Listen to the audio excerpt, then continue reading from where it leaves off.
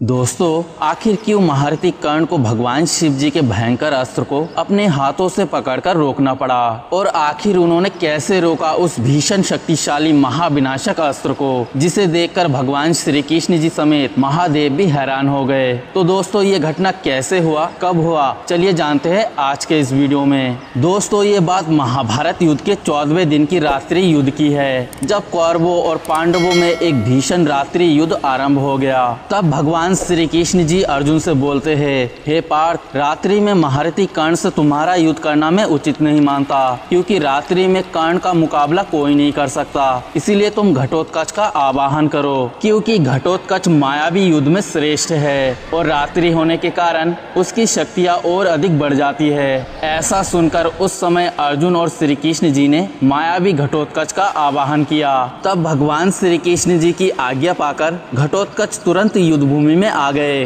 और कहने लगे, प्रभु, आज मैं ऐसा युद्ध करूंगा जिसे आने वाले युगों तक याद किया जाएगा।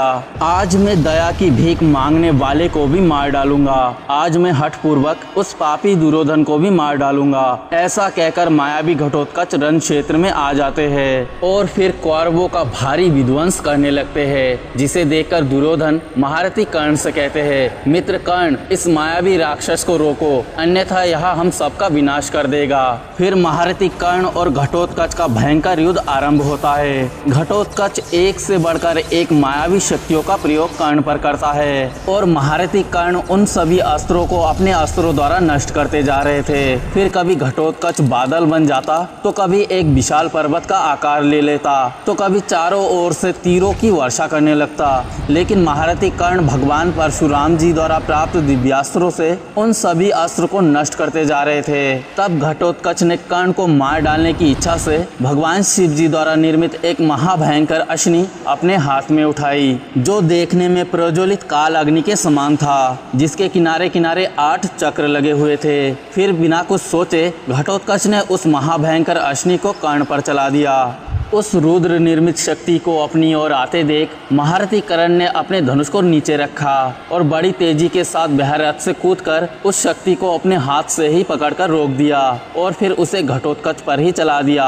यह देखकर घटोत्कच अपना विशाल रथ छोड़कर भाग निकला और वह रुद्र निर्मित शक्ति सीधे जाकर घटोत्कच के विशाल रथ को नष्ट कर दिया। यह सब देखकर श्री कृष्ण जी समेत महादेव और सभी योद्धा हैरान हो गए और फिर युद्ध के अंत में महारथी कर्ण ने इंद्र प्रदत्त शक्ति अस्त्र से मायावी घटोत्कच को मार डाला। तो दोस्तों, वीडियो अच्छा लगे तो लाइक, कमेंट, शेयर अवश्य करें और कर्ण अर्जुन में आप किसे सबसे शक्तिशाली योद्धा मानते हैं, हमें कमेंट में जरूर बताएं। हर हर महादेव।